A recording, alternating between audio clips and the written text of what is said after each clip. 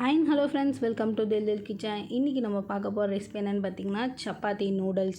இது breakfast, dinner எதுக்காக இருந்தாலும் சட்டுன்னு செஞ்சிடலாம். ஸோ ரொம்ப ஈஸி. வாங்க ஸ்டார்ட் பண்ணலாம். இங்கே பார்த்தீங்கன்னா ஆல்ரெடி சுட்டு வச்சுருந்த பழைய சப்பாத்தி இருக்குது. ஸோ அதை தான் வந்து யூஸ் பண்ண போகிறேன். இது வந்து சப்பாத்தி 3 சப்பாத்தி எடுத்திருக்கேன். நீங்கள் பழைய சப்பாத்தி யூஸ் பண்ணலாம், இல்லைன்னா புதுசாக ரெடி பண்ணியும் இதை செய்யலாம். இப்போ எடுத்திருக்க 3 சப்பாத்தியை அழகாக டைட்டாக இந்த மாதிரி ரோல் பண்ணிக்கோங்க. ரோல் பண்ணதுக்கப்புறம் ஒரு நைஃபை வச்சு அழகாக இந்த மாதிரி குட்டி குட்டியாக கட் பண்ணிக்கோங்க. கட் பண்ணிவிட்டு எடுத்து பார்த்தோம் அப்படின்னா இந்த மாதிரி ரவுண்டாக இருக்கிறது அழகாக நூடுல்ஸ் மாதிரி வந்துடும். இது மாதிரி இந்த சப்பாத்தியை இந்த மாதிரி தனித்தனியாக உதிர்த்து விட்டுட்டு உரமாக வச்சுருங்க.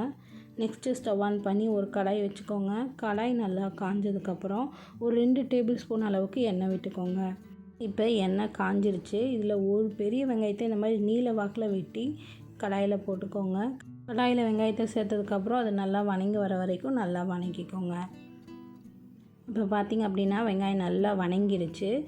இந்த ஸ்டேஜில் ஒரு டேபிள் ஸ்பூன் அளவுக்கு இஞ்சி பூண்டு சேர்த்துக்கோங்க. இஞ்சி பூண்டு சேர்த்ததுக்கப்புறம் அதோட பச்சை வாசனை போகிற வரைக்கும் மட்டும் வணக்கிக்கோங்க. இப்போ இஞ்சி பூண்டு நல்லா வணங்கிருச்சு.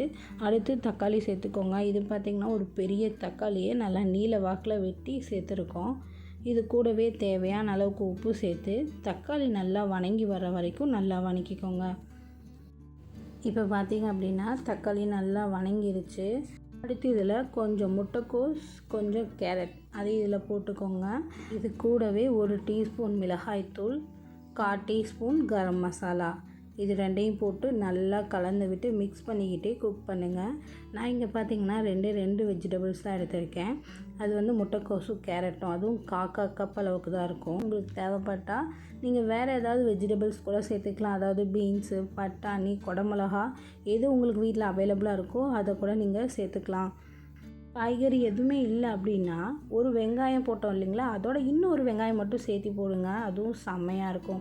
ஸோ இப்போ இந்த காய்கறி வந்து வேகிறதுக்கு லைட்டாக தண்ணி தெளித்து விட்டு குக் பண்ணிக்கோங்க. அப்பப்போ வந்து நல்லா கிளறி விட்டுட்டு ஒரு 2-3 நிமிஷம் போல் மீடியம் ஃப்ளேமில் குக் பண்ணிங்க அப்படின்னாவே போதுமானதாக இருக்கும். பார்த்திங்க அப்படின்னா காயும் குக் ஆயிடுச்சு. அடுத்து இதில் ஒரு முட்டையை வந்து நம்ம சேர்த்துக்கலாம்.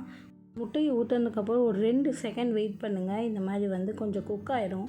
குக் ஆனதுக்கப்புறம் வந்து நம்ம கிளறணும் அப்படின்னா இன்னும் வந்து ஈஸியாக குக் ஆகிடும்.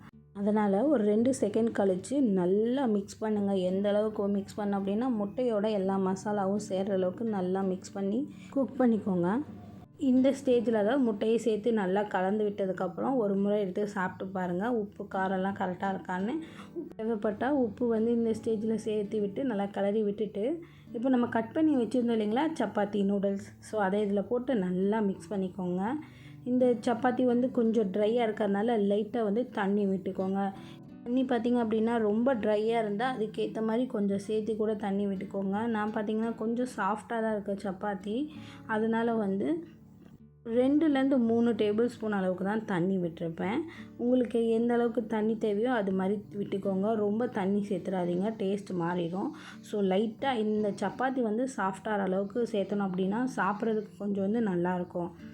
தண்ணி சேர்த்ததுக்கப்புறம் இது மாதிரி நல்லா ஒன்றோட ஒன்று மிக்ஸ் பண்ணிவிட்டு ஒரு 2 நிமிஷம் அப்படியே குக் பண்ணிக்கோங்க. மூடி போட்டு குக் பண்ணலாம், இல்லை ஓப்பனாகவே குக் பண்ணலாம். ஆனால் அடி பிடிக்காம மட்டும் பார்த்துக்கோங்க.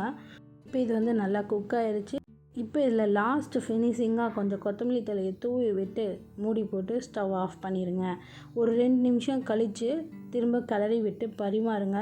சூப்பரான சப்பாத்தி நூடுல்ஸ் ரெடி ஆகிடும். இது ரொம்ப ஹெல்த்தியாகவும் இருக்கும், டேஸ்ட்டு செம்மையாக இருக்கும். கண்டிப்பாக ஒரு முறை ட்ரை பண்ணி பார்த்துட்டு எப்படி இருந்ததுன்னு கமெண்ட் பண்ணுங்கள். இந்த வீடியோ உங்களுக்கு பிடிச்சிருந்தால் மறக்காமல் லைக் பண்ணி ஷேர் பண்ணுங்கள். மறக்காமல் சப்ஸ்கிரைபும் பண்ணிக்கோங்க. அடுத்து ஒரு சூப்பரான ஈஸியான வீடியோவோட பார்க்கலாம். தேங்க்யூ.